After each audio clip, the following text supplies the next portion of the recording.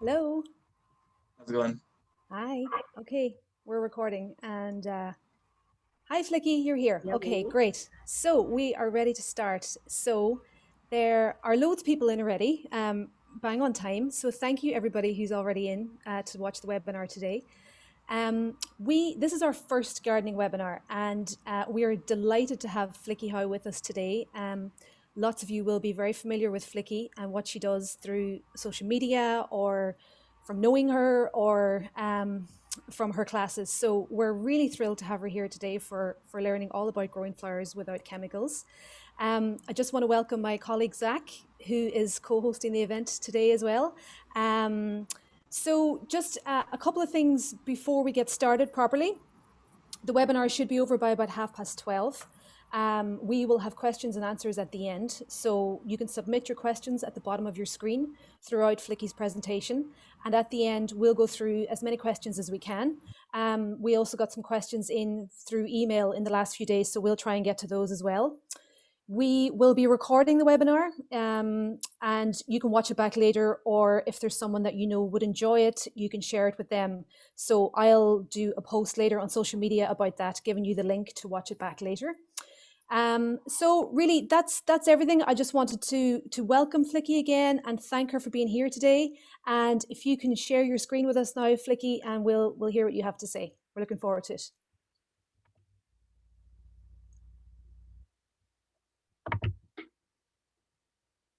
Perfect. Great. Okay, thanks, Flicky. Off you go. Thank you. Let me just see. Oh yeah, I have to right click. um, so hi everyone. I'm Flicky Howe from Howe Hill Flowers, and so today's webinar I'll be talking about growing flowers without chemicals, and this the topics that I'm going to cover. So I'm going to talk a bit about who we are and what we do, Howe Hill, um, how we grow flowers, our flower growing and our flower design ethos, and the types of flowers that we grow, the plant groups, how you can create a cutting garden and how to make a plan, how to get started, some basic seed starting techniques, growing on, planting out, and then just minding your plants and your garden and your flowers and how to cut them and care for them. So yeah. So Howe Hill Flowers, we're a small flower farm and flower design studio, and we're based near Kilbrittain in County Cork. And we work from a series of gardens, and most of our gardens are very small actually in area. And the largest garden within our gardens is about 1/8 of an acre in size. Overall, our property is about 1.5 acres, so it's quite small. We grow a lot of different types of flowers and plants within the gardens, and we try to grow everything without chemicals. By growing without chemicals, we believe that it promotes and encourages biodiversity and wildlife in our garden, and we all know this is really, really important. And it creates a really good environment for the wildlife in the garden, and it benefits um, the whole planet really. It's good for us as well to be growing without chemicals. So our approach to growing flowers, we like to grow things from seed wherever possible. Obviously we do buy in plants as well, but we try to grow most of our things from seed. We try to reuse all of our equipment and our pots, just keep using it again and again and again, try not to have waste, not throw things out. We try to use organic methods and products wherever possible. We avoid chemicals, just don't use them. We try to make the job as easy as possible because obviously most of the work here is done by me, and time is precious. So if we make it as easy and as productive and as effective as possible, it's better overall. So we use irrigation, we use weed block, we use mulch. We go no dig for a number of reasons, and I'll be talking a little bit about no dig in a minute. It's really good for the soil, but it's also easier. We choose flowers as well that promote biodiversity, and we choose flowers that are a bit different and that have scent. My background is actually retail floristry, so I've seen a lot of flowers, and I don't want to have things that everybody else has, so I try to be a bit different. And then our approach to floral design is kind of just a follow-on to our approach to flowers. So we try to do things as sustainably as we possibly can. So obviously we choose to use our own flowers first, and if we need something extra, say for a wedding or an event that we don't have in the garden, I'm a part of a network called the Flower Farmers of Ireland, and there's about 70 of us across the country. So if there's something I don't have and I need, I would go to one of my fellow members first and see if I could get it from them. If I can't get it from them, I go to a wholesaler, and I kind of have a method of choosing flowers from the wholesaler. I try to just pick the best grown flowers that are available. So I also don't use plastic, like single-use plastic in my design work. So I have no rolls of cellophane or sellotape in my studio. I'm very proud of that. And I also have spent the last 2 years learning how to create designs without using erasers or floral foam. So floral foam is a single-use plastic. It's a petroleum-based product, and it's really, really damaging to the environment. So I've spent a lot of time learning other ways of designing. Then just in terms of containers, I try to use reusable, recyclable containers, using things again and again and again. Even like I would have plastic containers that I would use, but just keep on using them. Don't throw them out. I try to avoid chemically processed materials, so no dyed stuff or sprayed stuff. All the waste in the studio, so like the compost waste, which includes actually paper and cardboard, we put in the compost heap here, and we use recycled and reusable papers as well. And a lot of the papers that I use, I try to make sure that they're FSC approved, so they're coming from a sustainable source. These are some of the flowers that I grew last year. So just from growing from seed, I can pick colour varieties that you couldn't get from a wholesaler or you couldn't get anywhere else. Just flower varieties as well that are just really different, like that purple poppy in the middle there.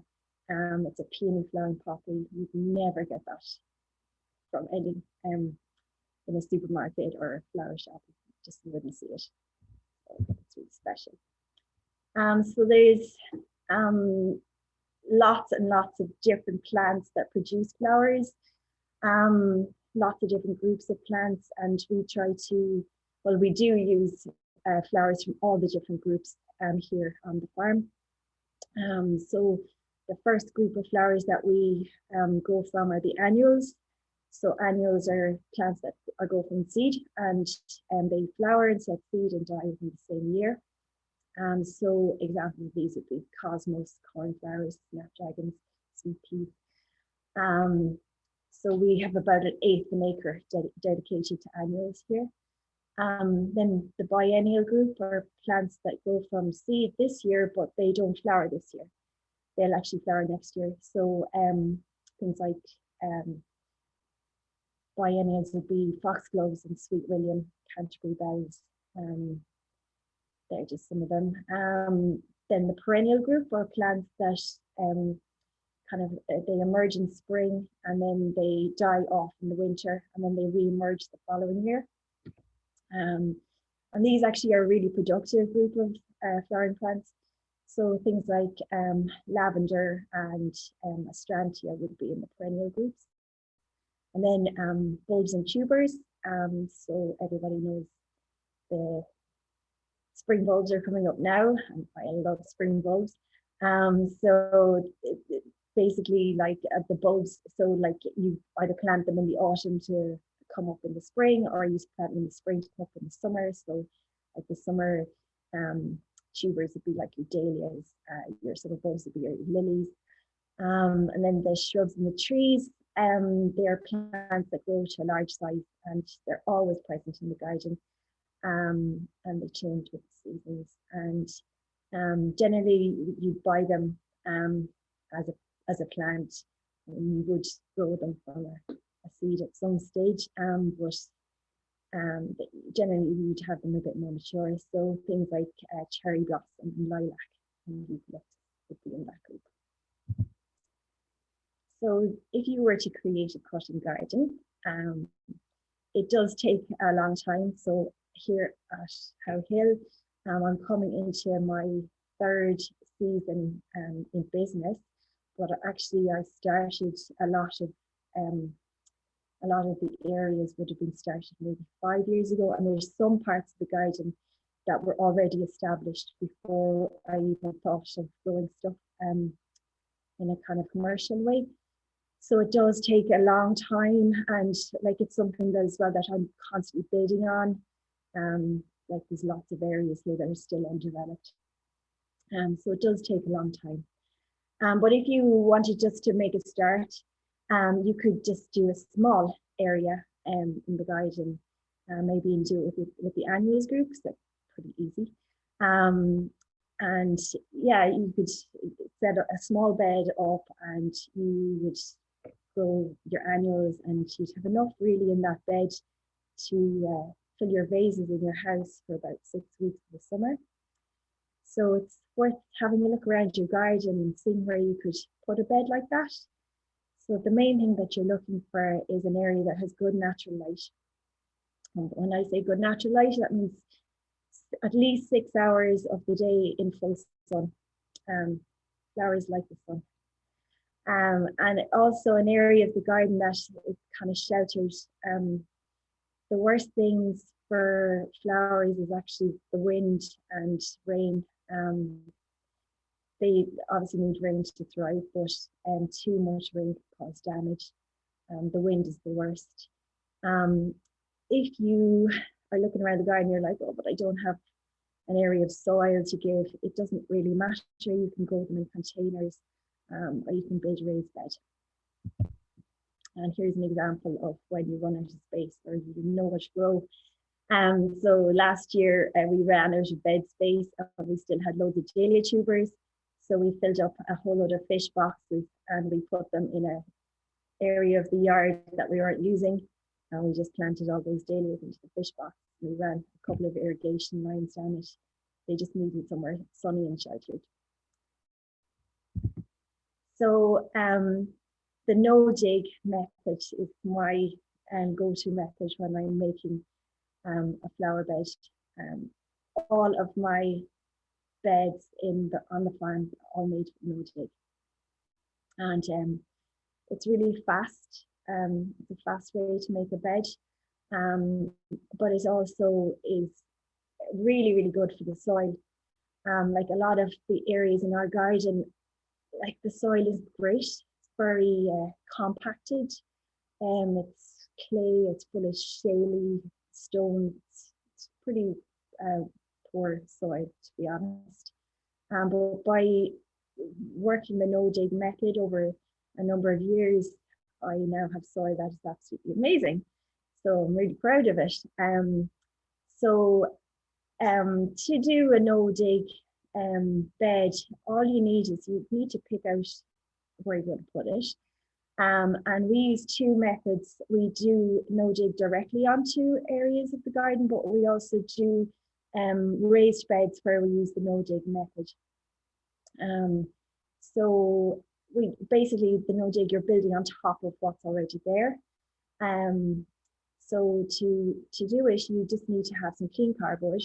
And clean cardboard means that it's cardboard that has no sellotape on it. So you have to take all the tape, the packaging tape, all the bits of staples, everything has to come off. It just has to be just cardboard.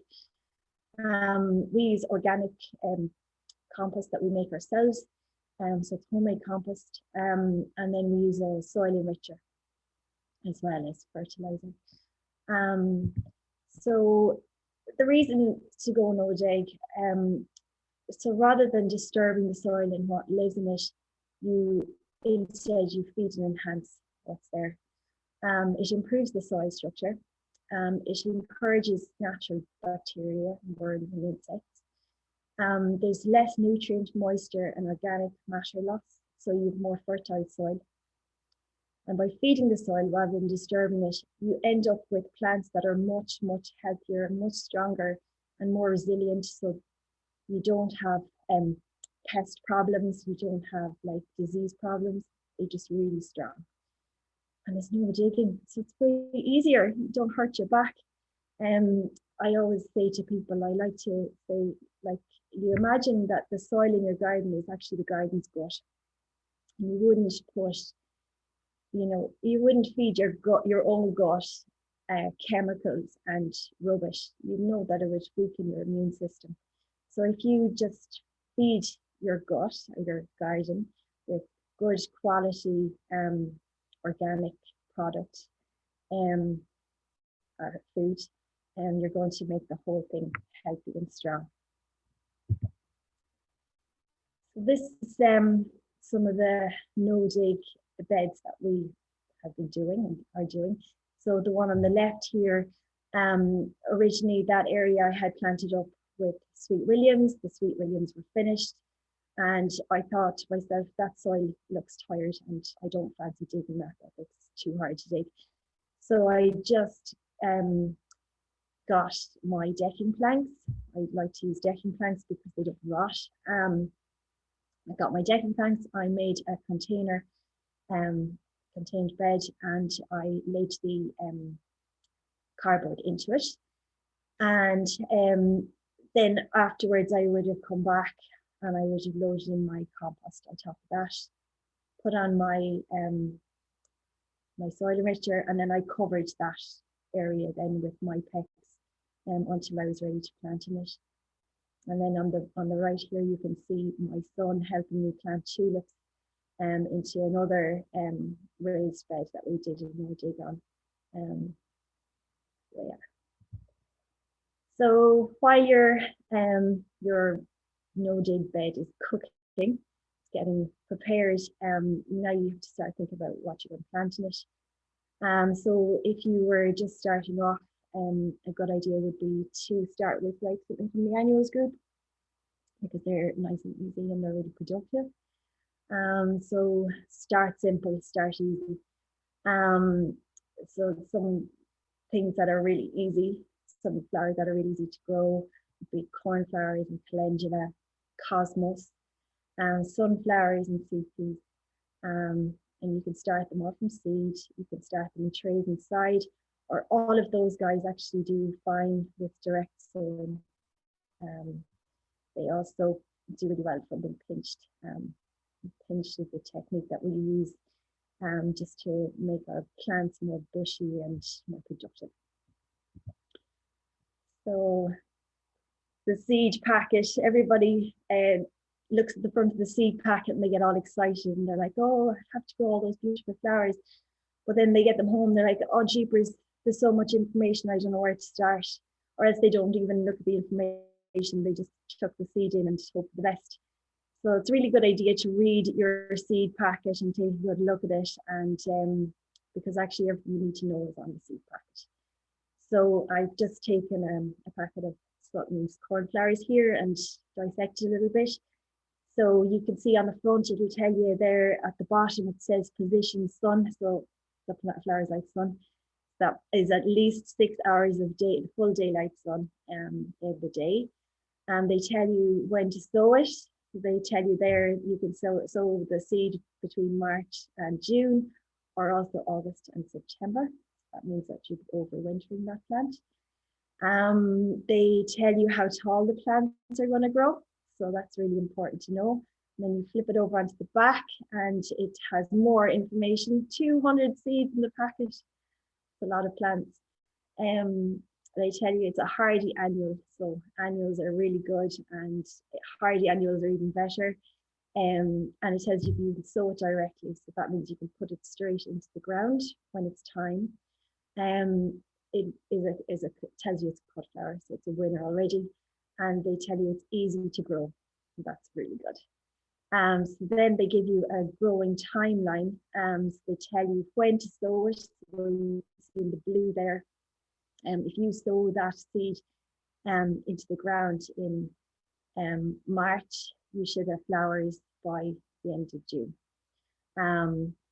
It also, you can see there on the bottom in the yellow where it flowers. You can also sow it in the autumn.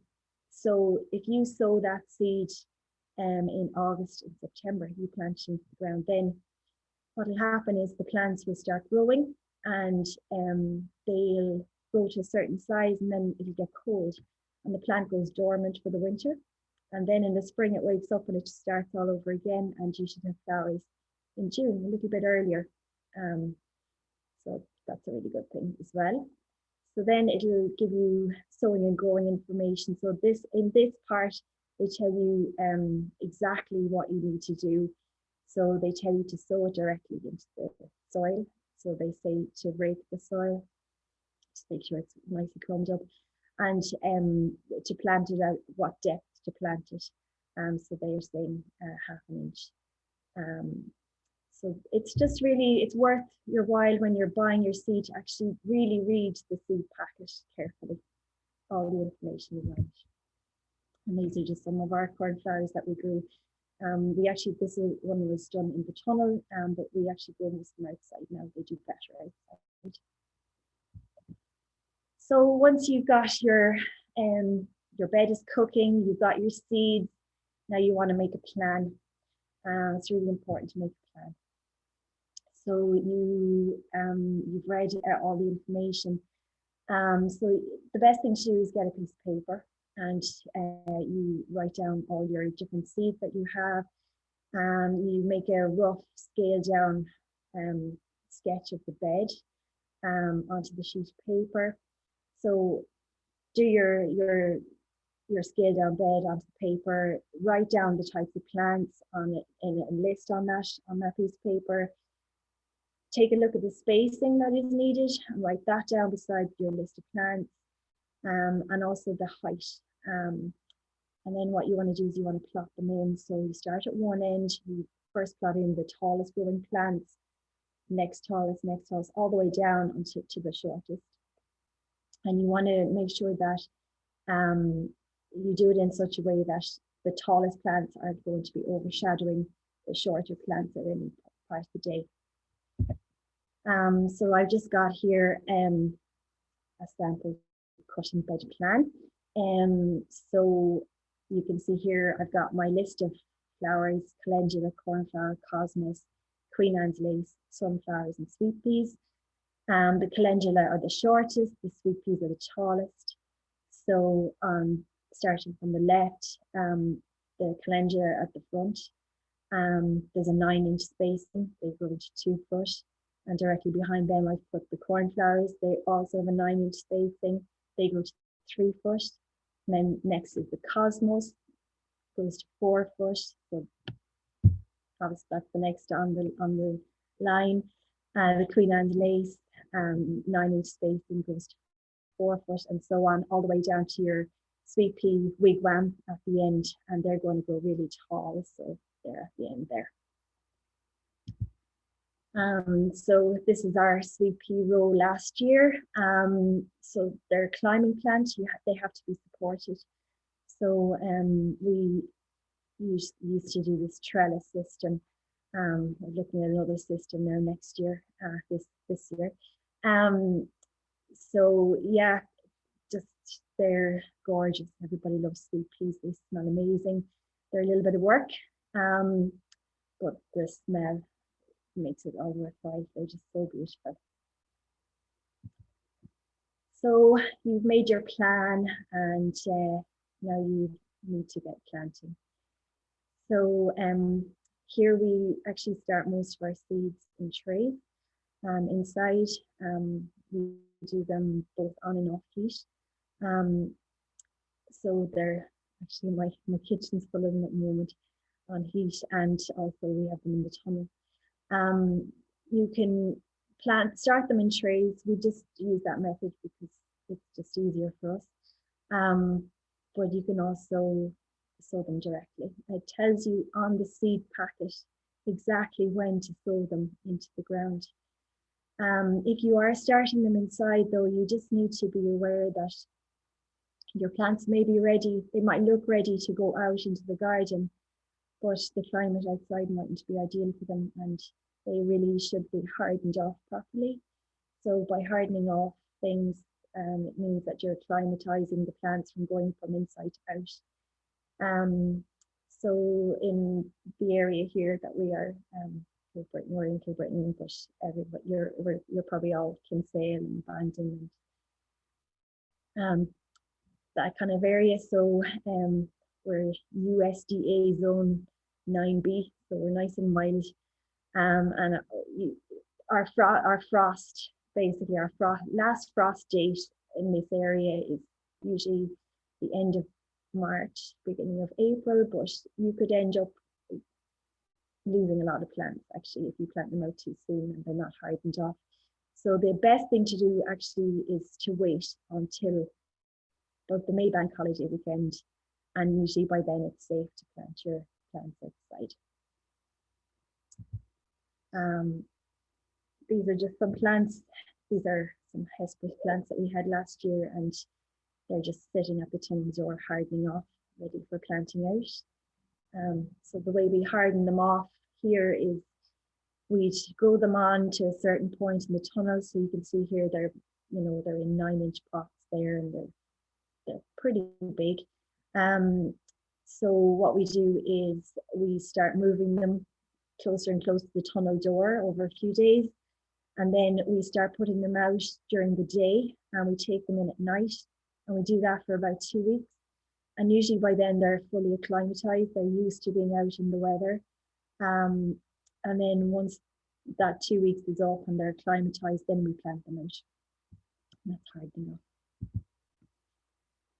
So we don't have a lot of equipment here to use really. Like, we don't have loads of tools, and we don't have things like rotavators, and we don't use that. We just like to keep it simple. But some of the tools that I find really indispensable are this list of tools here, and these are the ones that I use the most. And the first one on my list is a butter knife, and it's really funny. But that butter knife is in my pocket all the time here. I use it for prizing the plants out of the trays and pots. I use it to make holes in the compost. And when I'm separating seedlings, I use it to tease the seedlings apart. Also the spade, my hand spade and my hand weed hoe, like these are my tools. Yeah, just those two things, they kind of, you have to have those really. You need to dig your holes for the plants to go in, and the weed hoe obviously for the weeds. I also use the weed hoe for stirring my compost. A watering can is pretty important, with a couple of different size rose heads, the spray head. If you have a big garden, you're not able to carry watering cans around, you have to have a hose. Plants need water. I use a hand sprayer for putting my feed on my plants. I don't mix so I use a liquid feed for the plants, and I don't just pour it onto the plant or onto the soil. I spray it actually onto the leaves. You need some gloves. You need to protect your most important tools, and cushion to kneel on. You don't want to hurt yourself. You want to be comfortable. And then just for cutting your flowers, you want a really sharp scissors. We use a flower snips. It's a needle nose flower snips, and it's just so important that it's really sharp. You do not want a blunt product. And we have one that we use, and we would just replace the blades every year. There's my trusty butter knife and my weed hoe. So yeah, you have to mind your plants as well. You can't just plant them and walk away and come back a few weeks later and start picking. It doesn't work like that. You have to care for them. So really you should be checking on them every day to make sure they're okay and that they have everything that they need, like babies. So we just walk around the garden every day. We're here walking around picking the flowers. So you just keep an eye on everything. If you see a weed, pull it out. Something's falling over, straighten it up. Look for pests and pest damage and ask yourself, why are they there? What are they doing? How can I fix that? Make sure to harvest at the optimal time. So cut your flowers at the optimal time or deadhead them. Sometimes clients come out here and they want to see flowers growing, and I take them down to the field and they're like, where are the flowers? And actually all the flowers are already cut. We don't leave flowers on the plants. Yeah, they go to seed and then the plant will die and then we have no more flowers. So it's really important just to keep on top of cutting them and deadheading. We water as it's needed. Flowers need water. They need lots of water actually to thrive. And then feeding. So we kind of feed the soil with our fertilizers. So we use a soil enricher at the start of every season. So it means that we actually have to feed the plants a little bit less. If you were going in a container though, you probably need to feed a bit more often. So it really depends on your situation, but we feed about every 2 weeks, every 10 days to 2 weeks. It really depends on the flower and the plant as well. And we do a foliar feed. So that means that we actually spray the food onto the leaves, and the plant then absorbs the food. And just some of the things I couldn't do this whole thing without. These are my favorite, my secret ingredients. And you can get all of these at the co-op. So soil renew. So this is my soil enricher. So basically soil renew it's an organic product. It's like a pelleted fertilizer. It's chicken manure based, but it's enriched with microorganisms and beneficial bacteria and all kinds of amazing stuff. And it's quite expensive, but I think it's absolutely worth its weight in gold. It's just amazing. So you sprinkle it on at the start of the season onto the soil, and tells you on the bag exactly how much to put down for flowers, or you can use it for vegetables as well. And you then, once you've sprinkled it on, you actually just walk away. You don't even have to till it in or anything. It breaks down naturally and works its way into the soil. And I highly recommend it. Then my other secret ingredient is the Max Crop seaweed fertilizer, growth stimulant. So this is what I use for my foliar feed. I use it as root soak. It's just amazing. It also is a brilliant pest deterrent. And then G-Up, can't do sweet peas without G-Up. And I've just started a big rose garden as well. So like that G-Up is just phenomenal stuff. It's made in Blarney and it's horse manure. Brilliant. So just in the tunnel then, I use these big bins to store. I use vermiculite and compost, and I just store them side by side. and it just makes it easier to scoop them out, and yeah, just make your job as easy as you can. And then there's my secret ingredient, the organic seaweed growth stimulant. So like I said, I use it as a root soak. So when I have a plug plant, it's ready to move into a bigger pot, and especially if it's a bit compacted, I'd soak it before planting it up. I use that as a foliar feed as well. And I find it brilliant as a pest deterrent. Slugs do not like the taste of it. So if you have that on your dahlia leaves, slugs aren't going to go near it. It's great.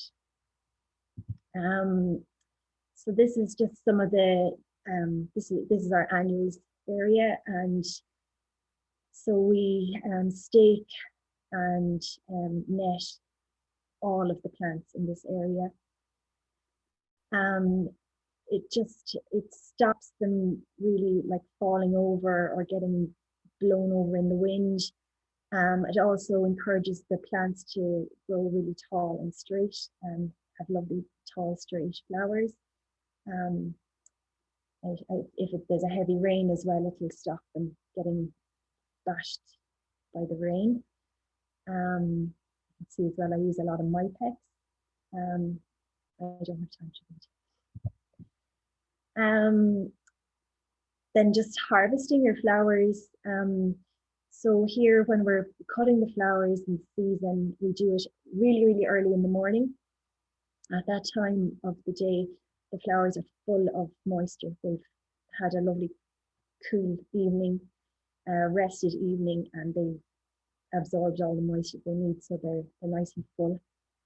And when we cut them at this time of the day, we cut them straight into water, and they are less likely to wilt. It's really important, and more likely to last. So in the summer, we start cutting usually between 5 and 6 a.m. in the morning, and we could be cutting until about 11. And then once it starts getting hot in the middle of the day, you can't cut because things just, they're not happy. So we wait. If we have to cut more, we have to wait until it's cooling down. So usually after 5, and could be up to midnight. So here's me with some of my flowers, cutting them last year. So there's some lovely dahlias and some achillea, yarrow. And once we have cut and conditioned everything, we make up bouquets and make arrangements for clients. And we do weddings and events. And that is us. Rona, do you want to come back in there? Hello. Hi. Hi, Flicky. You're done. You actually just you paused there or froze for a second. Did I? That's fab. Yeah, just for a second, I didn't realize you were finished there. Thank you so much. My God, you're so busy. I can't even begin to fathom the amount of work that you do. Can you just stop sharing your screen there for a second? Sure, yeah, no worries. And we'll go to full screen there. So thanks a million. I hope everyone enjoyed that, and I'm sure you'll have to watch it back because there was a lot of information in that. But brilliant, Flicky. Thank you so much. I'm just having a look here at some of the questions that came in while you were talking. A couple of people mentioned soil enricher, but I think you went on to explain that you use Soil Renew for that. Yeah. I'd love it. That's perfect. Yeah. Someone is actually saying hi from Spain, and she's saying, do you do all that by yourself, or have you got someone to help you? I think she's amazed like me about the amount of work that goes on there. There's an awful lot of work. Yeah, no, I do most of it myself. My parents live next door. My mum actually is a horticulturalist.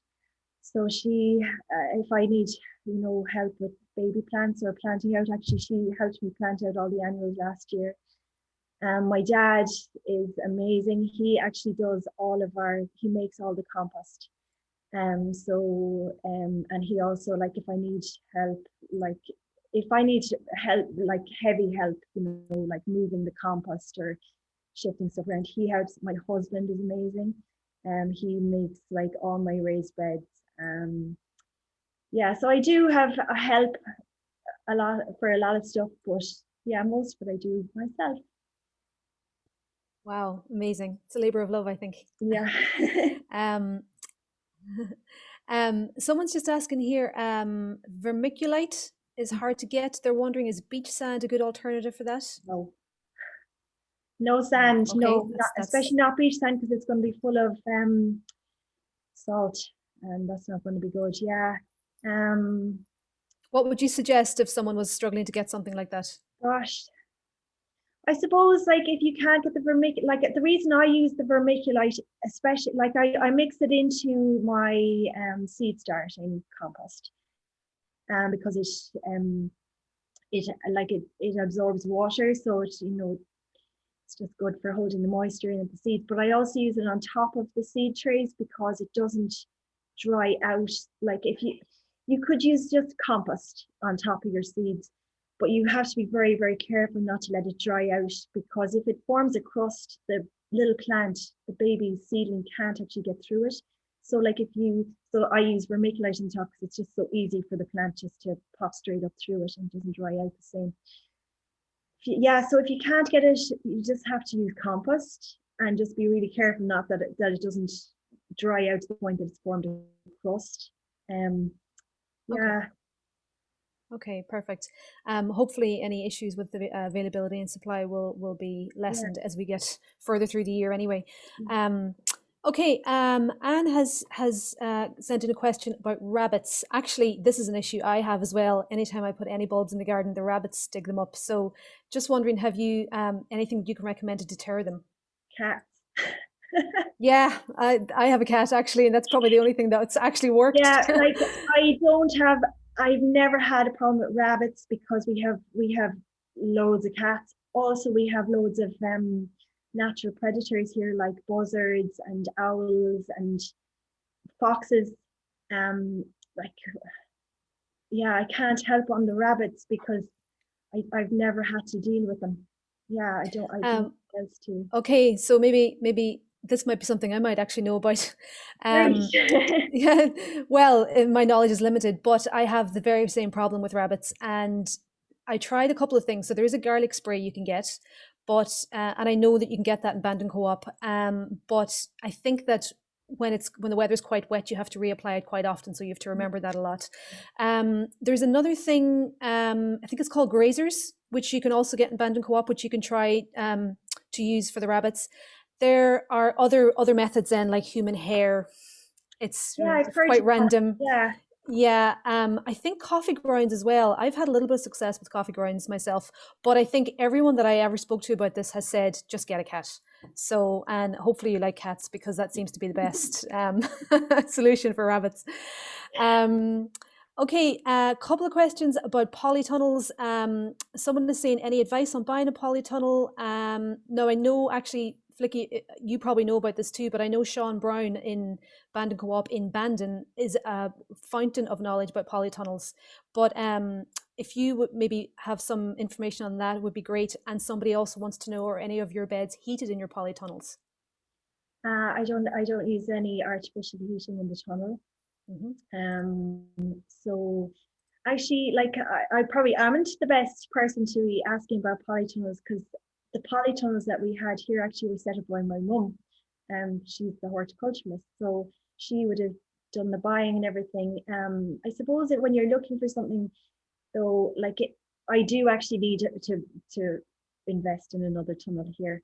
Um, I suppose like buy the best quality one that you can afford. Buy something that's strong and that's going to withstand the wind, and um, get a good quality plastic that's going to last for a long time. You don't want to be replacing it.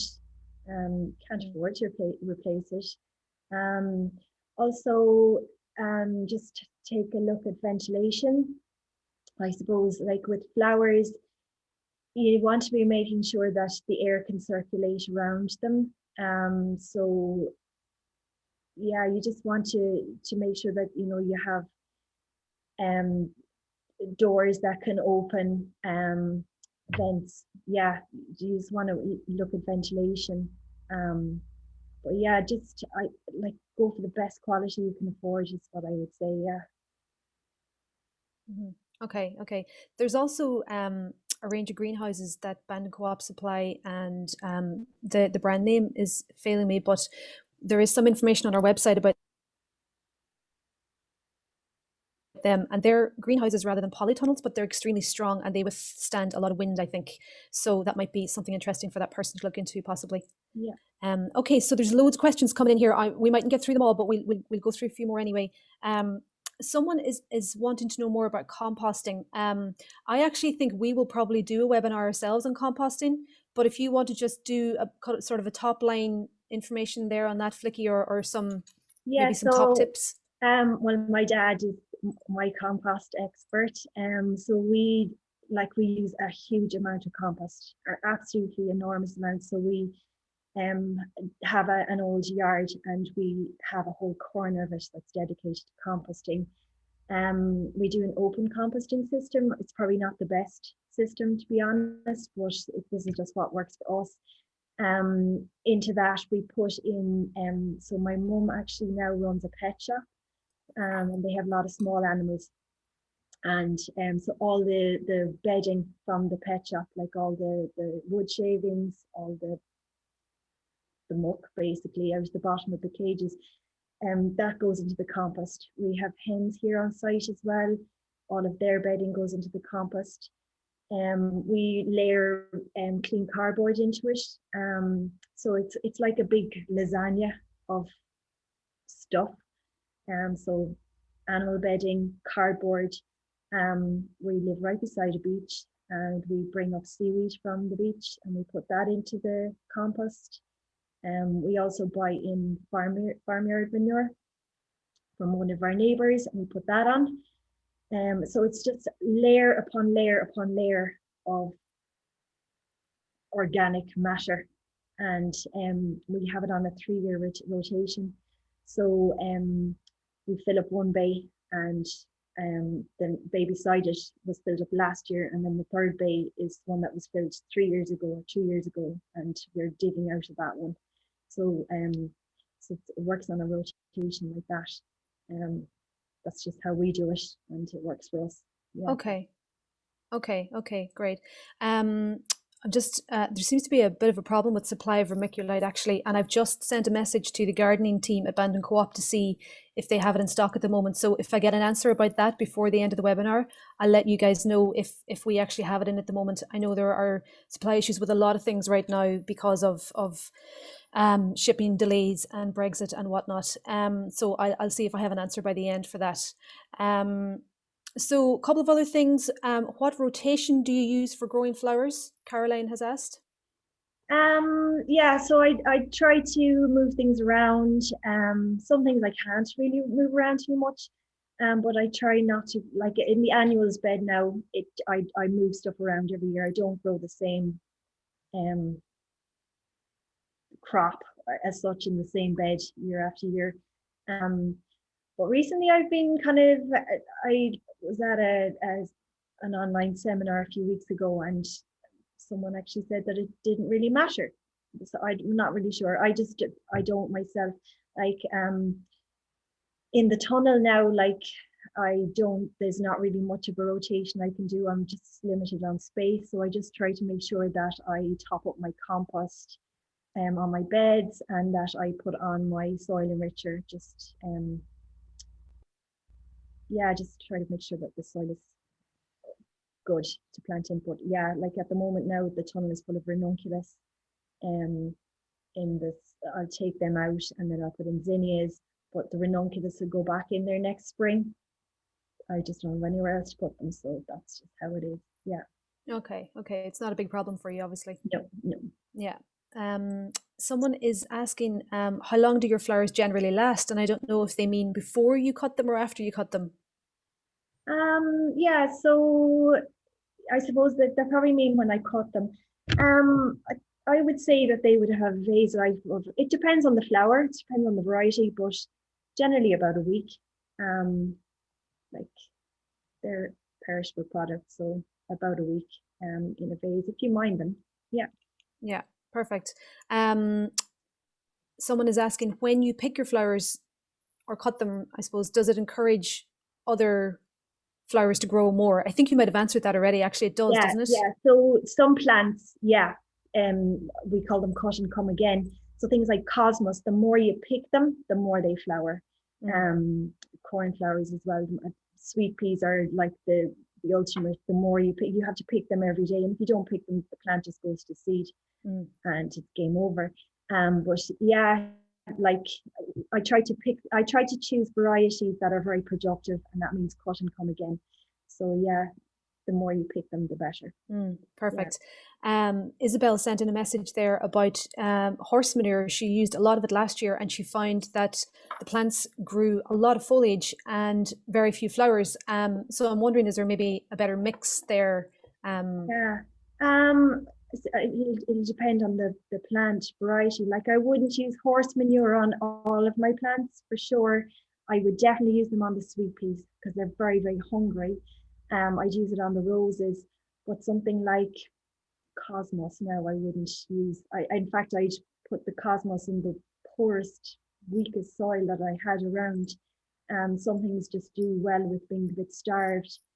Actually, a funny thing, actually, I had sweet peas in the tunnel about 4 years ago, and they were looking lush and beautiful, but there was no flowers. And I spoke to a farmer about it, and he said, stop watering them for a little while. And when I stopped watering them, they suddenly started to flower. So they just needed to be a little bit like stressed out, I suppose. I don't know. Wow, trial and error. You never know. Neve has asked, she says she loves your creations and she's wondering what inspires you. The flowers inspire me. And a funny one, actually, my biggest source of inspiration is actually the ditch. What's going on in the ditch? I'd be known now for paying more attention to the ditch than the road when I'm driving, which I think is kind of the best thing. But yeah, like what's going on in nature is my big inspiration, definitely. Yeah. Okay, great.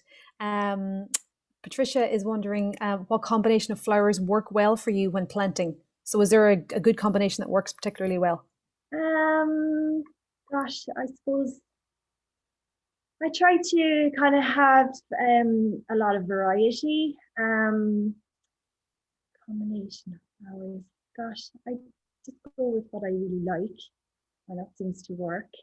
I suppose I try to have a variety of shapes and sizes and um, forms. So I'd have, I'd like in my bouquets now, I'd have to have something that had like a disc shape and a spike shape, and there would have to be something that was a bit kind of airy.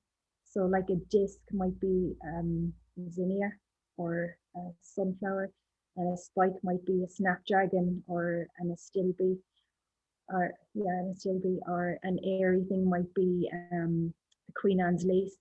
So it's a kind of a combination of textures and shapes and colors.